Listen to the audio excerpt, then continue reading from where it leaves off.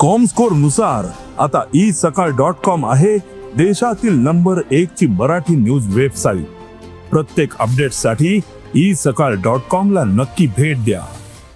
याबाबत वकील संघाचे एकच म्हणणं आहे की गेले जवळपास 3 महिने झाले या घटनेला आणि घटनेचा तपास चालू असताना त्यावेळेस सुद्धा पोलीस यंत्रणेला सरकारला हे फोटो व्हिडिओ दिसलेले आहेत, परंतु हे पार अधिवेशनाच्या म्हणजे एकदम 3 महिन्यांनंतर तुम्ही डिक्लेअर करताय, हे सुद्धा झाकून का ठेवलं सरकारने याच्या हे कळत नाही.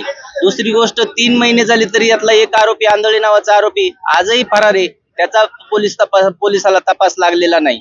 दुसरी गोष्ट याचे दररोज अपडेट्स सरकारनं जाहीर केले पाहिजेत, तोपर्यंत हे जनतेला समजणार नाहीत. आता काही वेळापूर्वी धनंजय मुंडे यांचा राजीनामा घेतल्याचं समजतं आहे. हा राजीनामा जर घटना घडल्याच्या नंतर ताबडतोब घेतला असता तर त्या तपासात गती आली असती, त्यांचा कुठंतरी या यंत्रणेवर दबाव होता असं दिसून आलेलं आहे.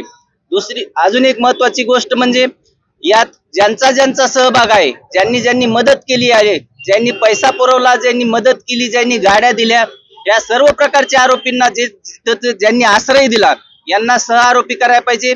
त्याच्यासाठी सेपरेट सप्लिमेंटरी चार्जशीट दाखल करायला पाहिजे.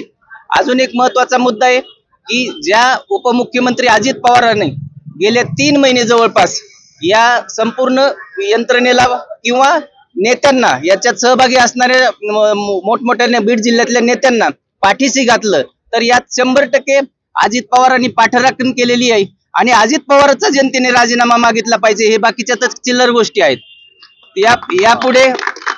यापुढे अजूनही तपासात आंधळेला जर ताबडतोब अटक केली नाही, धनंजय मुंडेचा राजीनामा घेतलेला आहे, परंतु ज्यांचा दोष आहे त्यांच्यावर जर कारवाई नाही केली तर वकील संघ पुन्हाही जनतेसोबत रस्त्यावर उतरेल आणि जे आंदोलन लोकशाही मार्गाने आंदोलन करते ते वकील संघ त्यात पूर्णपणे ताकदीनिशी उतरेल.